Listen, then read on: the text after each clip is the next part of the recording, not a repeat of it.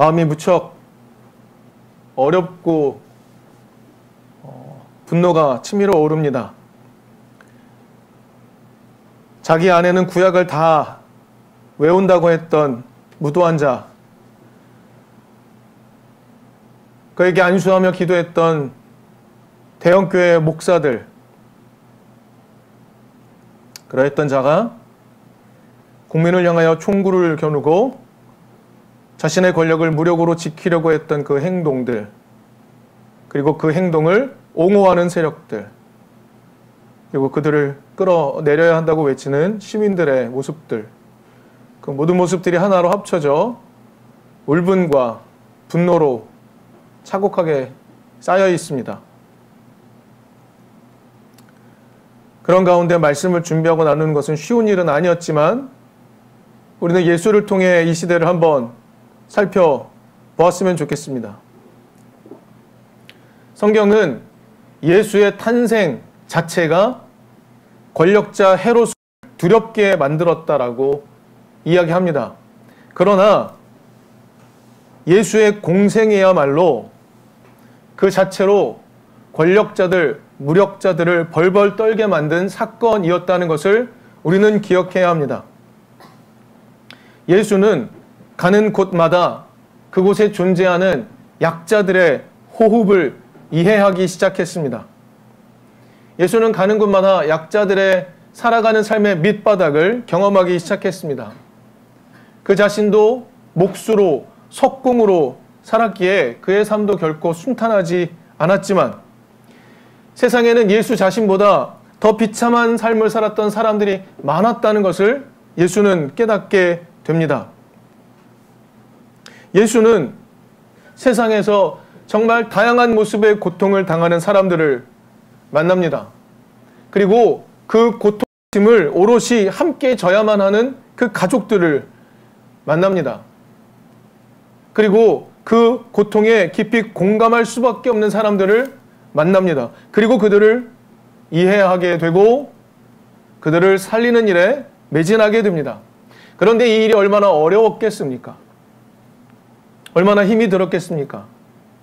그래서 예수는 때로 지쳐서 갈릴리를 떠나서 두로로 피신을 가기도 했습니다. 그런데 거기서 사회에서 완벽하게 배제된 한 여인을 만납니다. 시로 페니키아 여인을 만나 그 여인이 도움을 요청합니다. 그러나 그 여인의 도움 요청을 단호하게 거절하죠. 하지만 그 여인은 자신의 존재를 그대로 드러내고 도움을 다시 요청합니다. 예수에게서 세상 모든 사람을 향한 사랑의 삶이 필요하다는 것을 깨닫도록 만듭니다. 예수는 마침내 시로 페니키아 여인으로 인해서 모든 사람에게 사랑이 필요하다는 것을 이해하게 됩니다. 그래서 예수는 그 여인을 칭찬합니다. 그리고 예수는 다시 돌아오게 됩니다. 예수는 사람들을 고치기 시작하고 회복시키기 시작합니다. 다시 그 일을 하기 시작했던 것입니다. 그 일이 힘들어서 피하기도 했지만 결국에 다시 돌아와서 그 일을 해냈던 겁니다. 그런데 놀라운 것은 그 일이 권력자들을 두렵게 만들었다는 겁니다. 사람을 고치고 사람을 살피고 사람을 살리는 일이 권력자, 무력자를 두렵게 만들었다라고 성경은 이야기하고 있습니다. 세상의 무력자들은 아주 다양한 방식으로 약자들을 통제합니다. 사람들을 극심한 고통 속에 머무르도록 방치합니다. 서로가 공감하지 못하도록 만듭니다. 그 누군가를 혐오하도록 만듭니다. 그 누군가를 배제하도록 만듭니다. 그리고 무엇보다 폭력적 지배를 당연한 것으로 받아들이도록 합니다. 아주 다양한 방식으로 약자들을 통제합니다. 그런데 이 모든 것들은 우리들의 삶 가운데 어떻게 자리매김하고 있는가? 역사라고 자리매김하고 있습니다. 역사가 증명하는 일이라는 것입니다. 전통이라고 말합니다. 전통적으로 그렇게 해왔다고 말합니다. 규율이라고 말합니다. 이것은 사람들이 지켜야 하는 것이라고, 더 나아가 이게 헌법이라고 말합니다. 법치라고 말합니다. 이러한 이름으로 우리 삶에 자리매김하며 다양한 방식으로 약자들을 통제하고 있습니다. 가만히 들여다보면 무력자들은 사람들의 무의식 속에 자신들의 통치 원리를 심어 놓았습니다. 그것이 뿌리 내리도록 했습니다.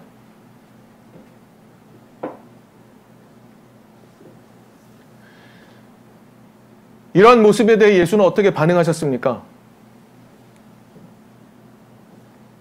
예수는 사람들을 앉혀놓고 사람들이요, 권력자는 이런저런 모양으로 당신들을 통제하고 있소, 그러니 혁명을 일으키시오, 이렇게 말씀하시지 않았습니다. 그것이 무엇인지 일일이 깨닫도록 하는데 힘을 쏟지 않았습니다. 그럼 어떻게 하셨습니까? 그냥 깨뜨려 버리셨습니다. 예수는 안식일을 깨뜨려 버렸습니다. 예수는 정결법을 깨뜨려 버렸습니다. 권력자들이 말하는 역사를 깨뜨렸고, 전통을 깨뜨렸고, 규율을 깨뜨렸고, 헌법을 깨뜨려 버렸습니다.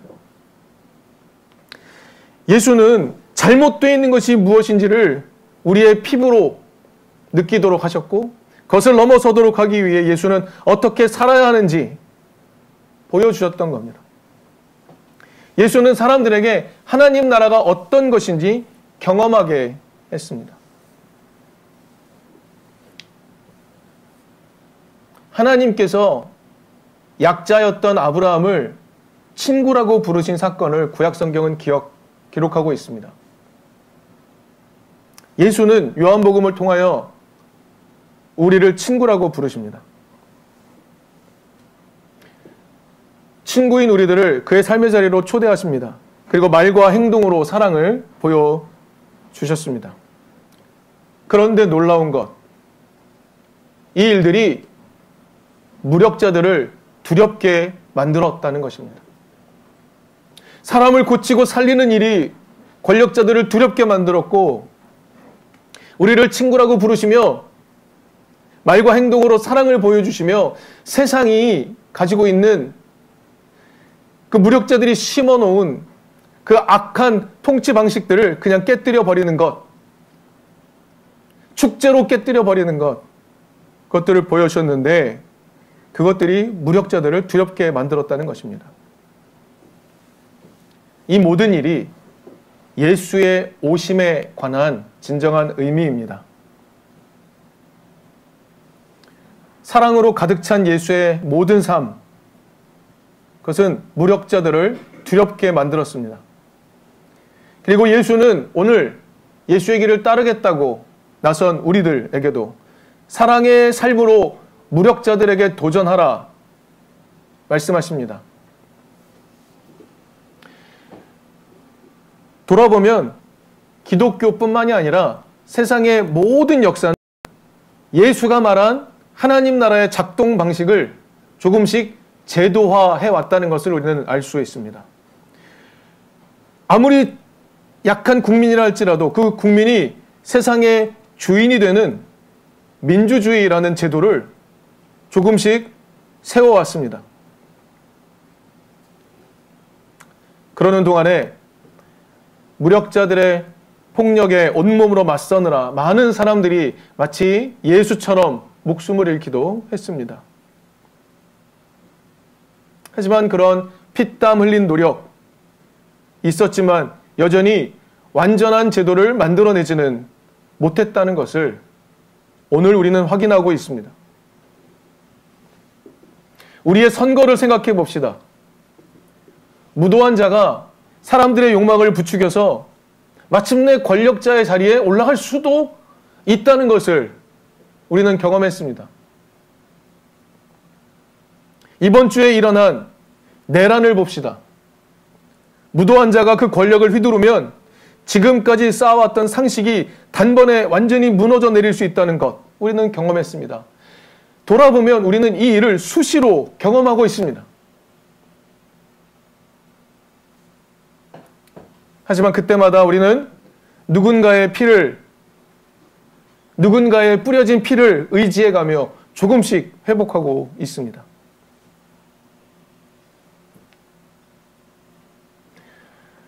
예수의 길을 따르는 우리는 예수가 보여준 하나님 나라를 상상해야 합니다. 예수가 보여준 하나님 나라는 그 자체로 생명이 깃들고 평화가 깃들고 공평과 정의가 기초되는 나라입니다.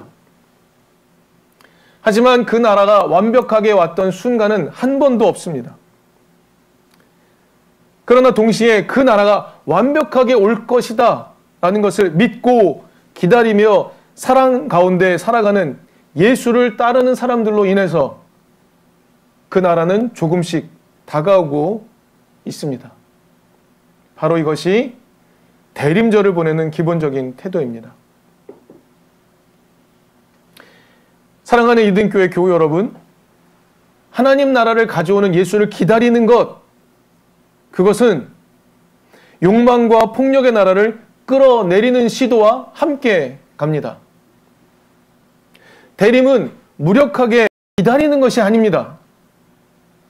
대림은 세상의 무력자를 끌어내리며 기다리는 것입니다. 자신의 욕망을 위해 무력을 휘두르며 행동하는 권력자는 하나님 나라에 설 자리가 조금도 없습니다. 오늘 본문 31절은 그 사실을 정확하게 알려줍니다. 지금은 이 세상이 심판을 받을 때이다. 이제는 이 세상의 통치자가 쫓겨날 것이다. 2024년 대림절, 이 기간 너무나 특별해졌습니다. 무도한 권력자는 반드시 사라져야 한다는 것, 그것을 온 국민이 함께 확인하고 있기 때문입니다.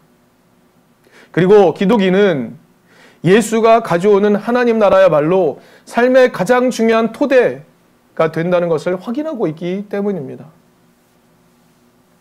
예수를 따라 무력자를 끌어내리는 일, 그것이 2024년 대림절의 일상이 되었습니다.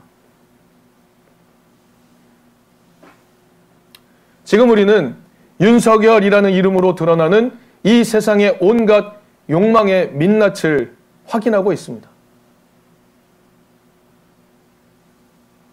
이제 윤석열뿐만 아니라 이 세상을 움켜쥐고 있는 모든 무도한 삶의 방식을 끌어내리는 대림절이 되어야 합니다. 대림절은 무력하게 기다리는 기간이 아닙니다. 욕망과 폭력의 나라를 끌어내리고 하나님 나라 오소서 고백하며 기도하며 나아가는 기간입니다. 우리가 그런 대림절을 보낼 수 있기를 바랍니다.